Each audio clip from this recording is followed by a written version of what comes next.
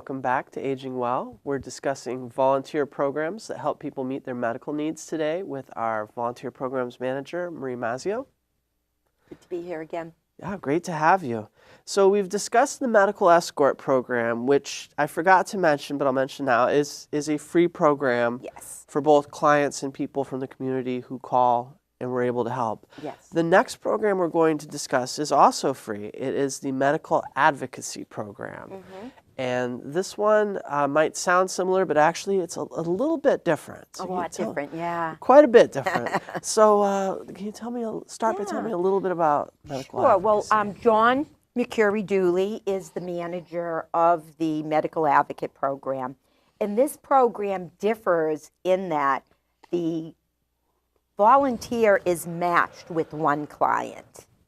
And they not only go to the medical appointment with the client, but they also go into the doctor's office and sit with the client when they're talking to the doctor, or if they're having a particular procedure and it's necessary for somebody to be there to understand what is happening during the procedure.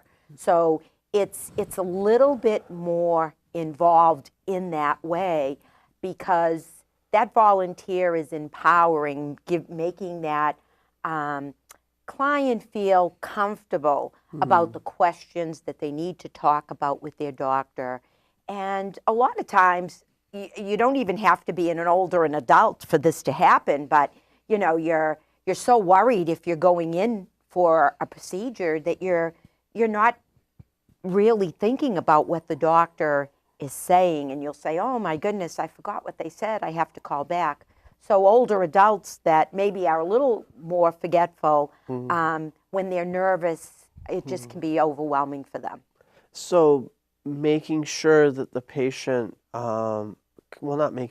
confirming that the patient understands all of the instructions and the diagnosis that they're given by the doctor. Yes. These are central to what the advocate does? Yes. So what happens is, you know, once John will introduce the volunteer to a client, and the volunteer will sit down with the client and understand what the medical needs are. Sometimes if there are family members involved, you know, they'll be involved in that first meet too, to see what exactly is necessary. What support does this client need? So some clients might only have 1 or 2 appointments a month, but then you might have other clients that have multiple appointments, have, you know, a health condition that maybe is a little bit more involved, changing of meds, and, you know, this can really get confusing. Sometimes frustration because, you know, from one appointment to the next, you maybe don't feel better. And now it's like, oh, I'm too old, I'm just going to forget it. But the volunteer's there to say, no, we're going to find the problem. You need to make sure that you're telling the doctor exactly what you're feeling. That volunteer, if they're sitting and talking to the doctor and the client forgets something, the volunteer is able to say, oh, don't forget about the pain in your leg that you were telling me about the other day, how you were having a hard time walking. So she's helping that client to get through so the doctor knows everything that he needs to work with about that client. Oh, that's excellent. So our advocates are volunteers. And actually, it's funny that you mentioned that they go in, because with the escorts, I didn't know this, I just assumed it. Like me with my friends, when I brought them there, I sat in the waiting room while they went in. Right. With the advocate, they go in with you. Yes. So that is a very big difference. Yes. And a lot of times, you know, sometimes clients are afraid to get rid of one medication.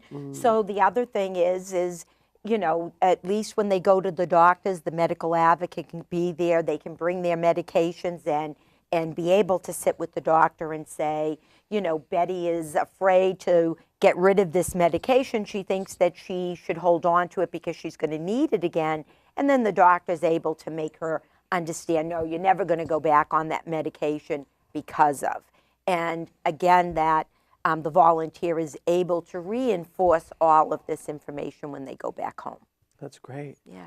So you need volunteers for the program. It sounds like you need ones that are able to sort of build a rapport with the person Yeah. they're matched with. What are Yeah. some of the other things that go into a good advocate? Well, I think where we get a lot of volunteers that are interested in this program is adults that have been taking care of a family member, their mother, their father, an aunt, a close friend, and they realize, wow, if it wasn't for me to be helping my mom and dad, what would be happening? Even with a friend that says, oh my goodness, I don't know what I would do without you taking me here, or, I missed that whole part what the doctor said because I was just so upset when he told me what he was looking for.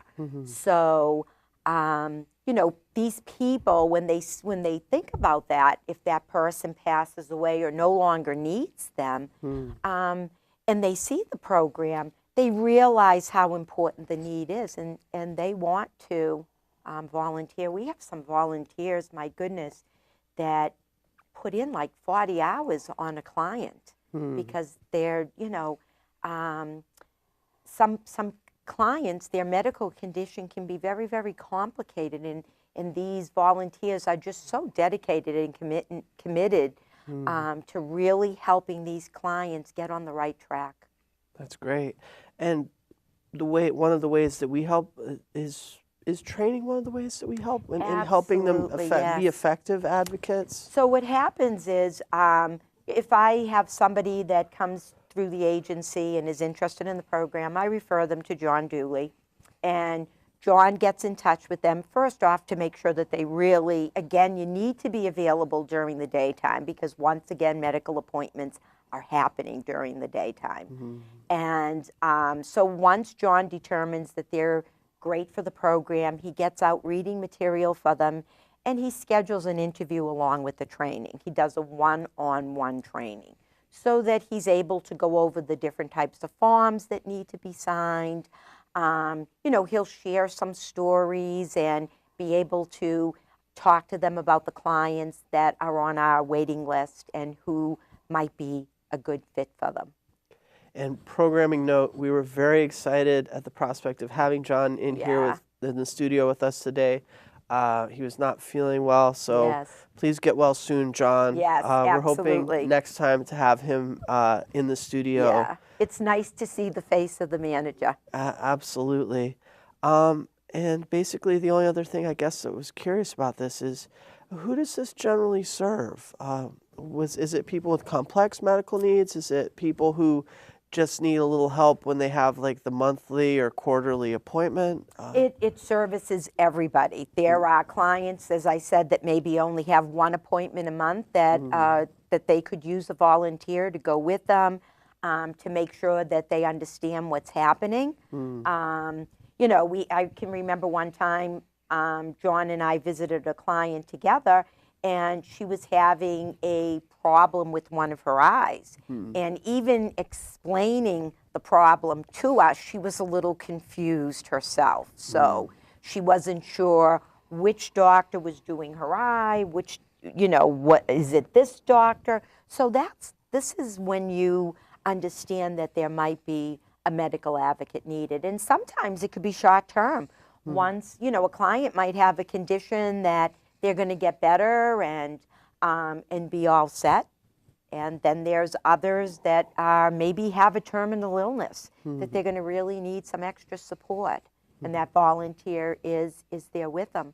Sometimes there's family members, and they're very involved in their parents' lives, but jobs have taken them to another state, and their parent is still here, and different things happen, and they're looking for the agency to give them their parents the support so that they can still stay living in the state and city that they want to stay living in. Absolutely. And briefly, because we're almost out of time for this segment, but how did this program come about? Well, the program started in 2010, and John O'Neill, our executive director, read something in the newspaper about a medical advocate program, and that's how we started to look into it. John Dooley, I had just interviewed for a volunteer position, and he was wondering if there was some type of a program because John had helped his dad with all of his medical appointments. So I was very fortunate. I made a phone call to John and said, hey, what do you think? You want to work with me and we'll get this program started? And we visited one of the elder services out in Danvers and Merrimack, and John and I, compiled everything and made the program fit for Somerville-Cambridge Elder Services. It started off with a pilot, and then John was brought on, and the program has grown to today. Excellent. And if people want to get involved, they can find out more by visiting the volunteer page at Somerville-Cambridge Elder Services website, eldercare.org. Or they can find out by calling Marie, as everyone does. 617-628-2601, extension 3051. Awesome. And we're going to take a quick break. We'll be back for one more segment. Thanks again.